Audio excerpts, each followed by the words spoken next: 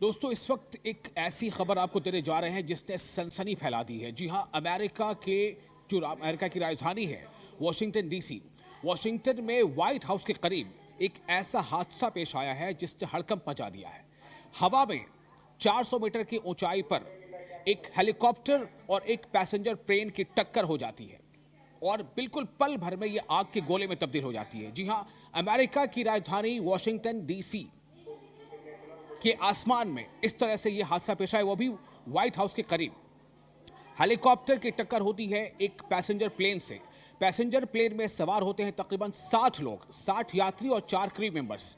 64 लोगों के बारे में बताया जा रहा है कि अभी रेस्क्यू ऑपरेशन जारी है, क्योंकि जब यह टक्कर हुई व्हाइट हाउस के करीब, टक्कर के बाद ये आग के गोले में तब्दील हो गए दोनों, और इसके बाद ये करीब ही एक पोटोमैक नदी है, पोटोमैक रिवर, उस नदी में ये दोनों यानी कि हेलीकॉप्टर भी और ये पैसेंजर प्लेन दोनों उस नदी में जा गिरा।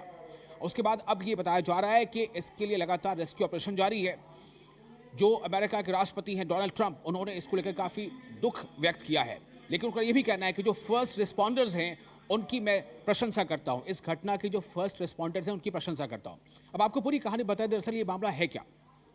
ये कैंसास सिटी से ये पैसेंजर प्लेन उड़ा था, जो अमेरिकन एयरलाइंस का प्लेन है, जिसकी नंबर है 5342 यानी AA5342। जो प्लेन की संख्या है, पैसेंजर एरोप्लेन, अमेरिकन एयरलाइंस का एरोप्लेन है 5342 नंबर का। ये कैंसास सिटी से उड़ा था, इसे वॉशिंगटन में लैंड करना था रोनाल्ड रीगन एयरपोर्ट पर। लेकिन रोनाल्ड रीगन एयरपोर्ट पर लैंडिंग से ठीक पहले ये तकरीबन, जब इसकी रफ्तार 225 किलोमीटर प्रति घंटे रहती है, इस रफ्तार के साथ ये 400 मीटर की ऊंचाई पर उड़ रहा था और इसी बीच उसकी टक्कर हो जाती है एक हेलीकॉप्टर से। खबरों के मुताबिक ये बात सामने आ रही है कि वो हेलीकॉप्टर अमेरिकी सेना का ब्लैक हॉक हेलीकॉप्टर था। तो अमेरिकी सेना के ब्लैक हॉक हेलीकॉप्टर से एक अमेरिकन एयरलाइंस का प्लेन संख्या 5342, इसकी सीधी टक्कर हो जाती है, जिसमें कुल 60 पैसेंजर सवार होते हैं और 4 क्रू मेंबर सवार होते हैं। उसके बाद ये पूरे आग के गोले में तब्दील हो जाता है और पोटोमैक रिवर में, पोटोमैक नदी में ये डूब जाता है, समाहित हो जाता है। पूरे अमेरिका में इसको लेकर हड़कंप मचा हुआ है, चूंकि अमेरिका की राजधानी में ये घटना घटी है। अमेरिका की राजधानी में वॉशिंगटन डीसी में ये व्हाइट हाउस के करीब ये हवा में हेलीकॉप्टर और पैसेंजर प्लेन टकरा गया है। इस पूरे मामले के बाद से लगातार रेस्क्यू ऑपरेशन जारी है। अभी तक इस बारे में मरने वालों के आंकड़े का जिक्र सामने नहीं आया है, क्योंकि उसका रेस्क्यू किया जा रहा है।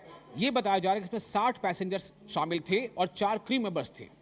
और जो अमेरिकी सेना का हेलीकॉप्टर था ब्लैक हॉक, उसमें भी कुछ जाहिर सी बात है जो सैनिक सवार होंगे।